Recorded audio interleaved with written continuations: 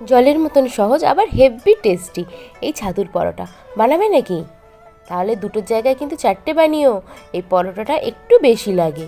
তাহলে চলো কীভাবে বানাই সেটাই তোমাদের সাথে শেয়ার করে নিই। Hello everyone, welcome back to my channel and new video. প্রথমেই একটা বোলের মধ্যে বেশ কিছুটা পরিমাণ ছাতু নিয়ে নিয়েছি। দিয়ে দেবো পেঁয়াজ কুচি, লঙ্কা কুচি, রসুন কুচি, আদা কুচি, একটু জোয়ান হাতের মধ্যে রগড়া দিয়ে দেবো। সাথে দেবো পরিমাণ মতো নুন, লেবুর রস আর একটু আচার, সাথে একটু আচারের তেল। ভালো করে মেখে নেব। দিয়ে দেবো 1 চামচের মতো জল। এই পুরটা একটু ঝরঝরে হবে, হাতের মুঠো করলে মন্ড হবে, কিন্তু সাথে সাথেই যেন ভেঙে যায়, মন্ডটা রাখলে যেন ভেঙে যায়। দেখতেই পাচ্ছ কিরম ঝরঝরে হয়েছে। পুরটাকে সাইড করে দিয়ে একটা বোলের মধ্যে বেশ কিছুটা পরিমাণ ময়দা, কালো জিরে, একটু নুন আর অল্প একটু রিফাইন্ড অয়েল দিয়ে ভালো করে মেখে নিয়ে জল দিয়ে একটা মিডিয়াম ডো করে 5 থেকে 7 মিনিট ঢাকা চাপা দিয়ে রেখে দেবো। 5 মিনিট পর ঢাকা খুলে ভালো করে থেসে আবারও মেখে নেব। মাখা হয়ে গেলে ময়দা থেকে ছোট ছোট লেচি কেটে নেব। লেচিগুলো হাতে দিয়ে ভালো করে গোল গোল করে শেপ দিয়ে নেব। সাথে একটা থেকে একটা করে বাটি করে নেব। বাটির মধ্যে এবারে ছাতুর পুরগুলো ভরে নেব।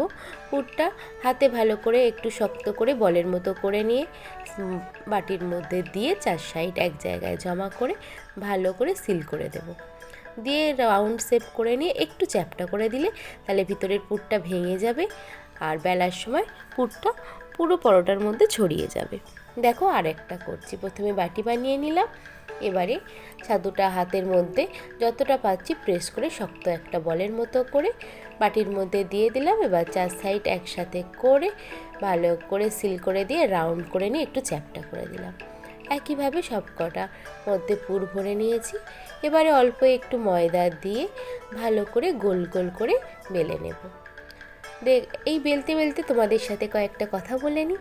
তোমরা কিন্তু ভিডিওটা প্রত্যেকে লাইক করো, শেয়ার করো আর চ্যানেলটা সাবস্ক্রাইব করো। আর কেমন লাগছে তোমাদের এই ভিডিওগুলো অবশ্যই কমেন্ট করে জানিও। চলো তাহলে পরোটাগুলো আমার সব বেলা হয়ে গেল। এবারে ভেজে নেওয়া যাক। প্রথমে তাওয়াটা গরম করে 2 দিকটা ভালো করে সেঁকে নেব।